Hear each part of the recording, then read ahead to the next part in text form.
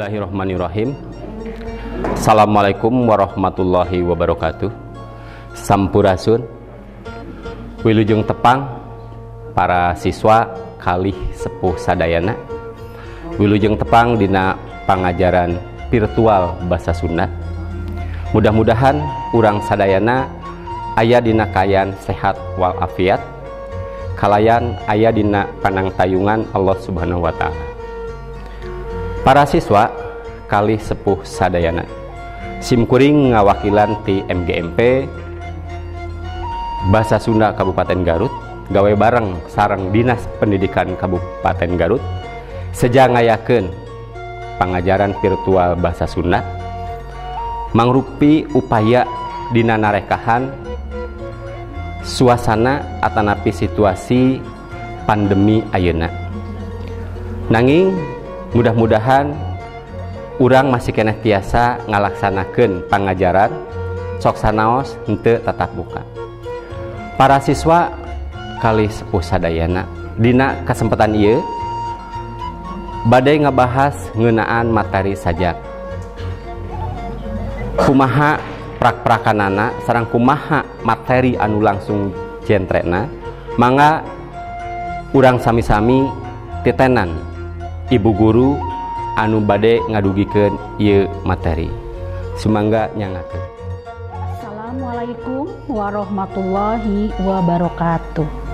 Sampurasun, wilujeng enjing para siswa sadayana anu dipikadeudeuh tur dipakareueus ku ibu, wilujeng tepang sareng ibu dina raraga neraskeun hanca pangajaran virtual bahasa Sunda minggu kamari. Mugia dina dinten ieu hidep sapara kanca aya dina ginanjar kawilujengan. Sok sanaos ayeuna urang mayunan usum sasalad COVID-19, tapi hidep tong sieun, tong salempang, hidep kedah tetep semangat diajarna. Materi anu baris dipidangkeun dinten ayeuna nyaeta lengkah-lengkah ngarang sajak. Kumaha cara ngarang sajak teh? Lamun ningali dina teori asa hese ngarang sajak teh, padahal mah henteu. Gampang pisan ngarang sajak mah. Ayeuna tangtukeun heula bahan anu bade dijieunna. Atanapi di menyieun sajak teh bahanna heula anu kudu disiapkeun. Barang-barang nu aya di kelas wae teu kudu anu hese-hese. Tah di kelas teh pan aya jam dinding, aya kursi, aya gambar presiden, aya kaca jandela jeung saterusna. Tah pilih salah sahiji gambar anu aya di kelas. Sebut wae hidep teh bade milih kursi jadi bahan dina ngarangna. Ayeuna heug tuliskeun naon rupa anu aya dina pikiran hidep ngeunaan kursi.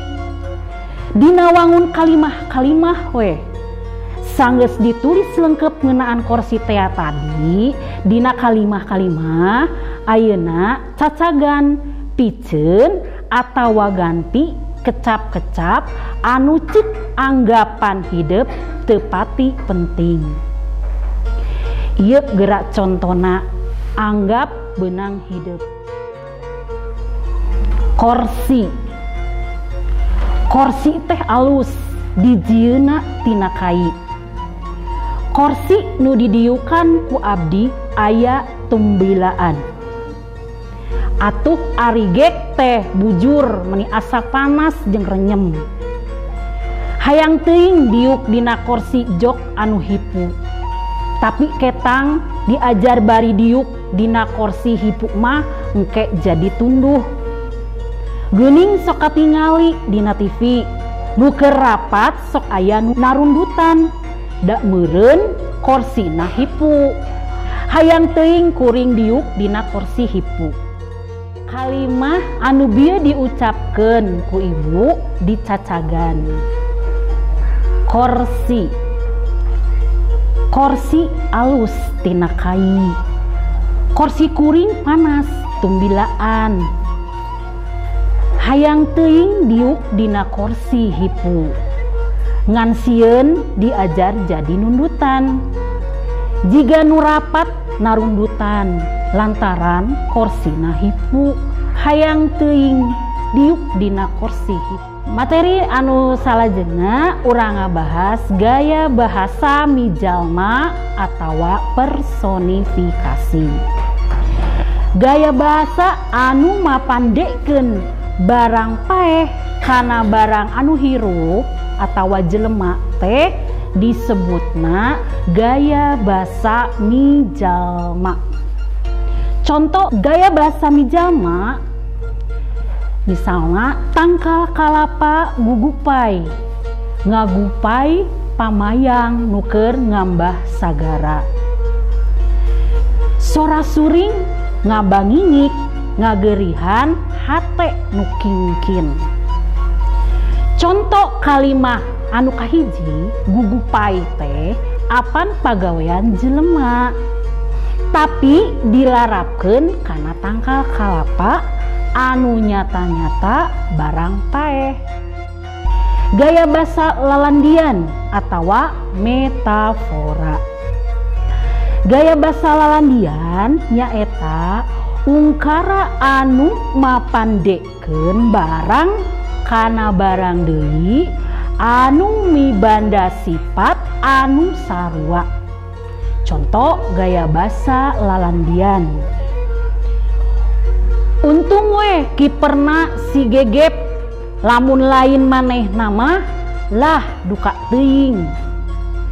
Kaduana beja na cenah mangkarsim teh rek nanggap si gereuleng.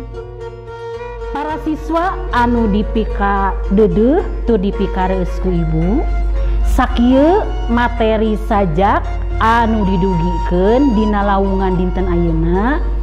Mugia hidup tiasa nyangkem eusi materi anu nembe didugikeun rupina mung sakieu anu kapihatur.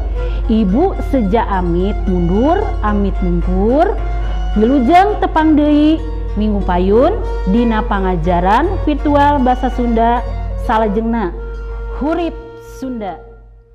Rupina sakitu pidangan anu tiasa kadugikeun tirengrengan MGMP Basa Sunda SMP MTS Kabupaten Garut. Mugi tiasa katampi pikeun nambihan pangaweruh urang sadaya nggoning ngaraksa tur ngariksa titinggal karuhun urang. Mugia aya manfaatna kanggo urang sadayana dina mayunan hirup kumbuh sadi dinten. Hapunten anu kasuhun, boh salami ngadugikeun aya nu teu sapagodos. Wilujeng kantun, wilujeng tepang deui dina waktos kalih jajar anu benten. Cag simkuring amit mundur, pamungkas sanggem, wabillahi taufik wal hidayah. Wassalamualaikum warahmatullahi wabarakatuh.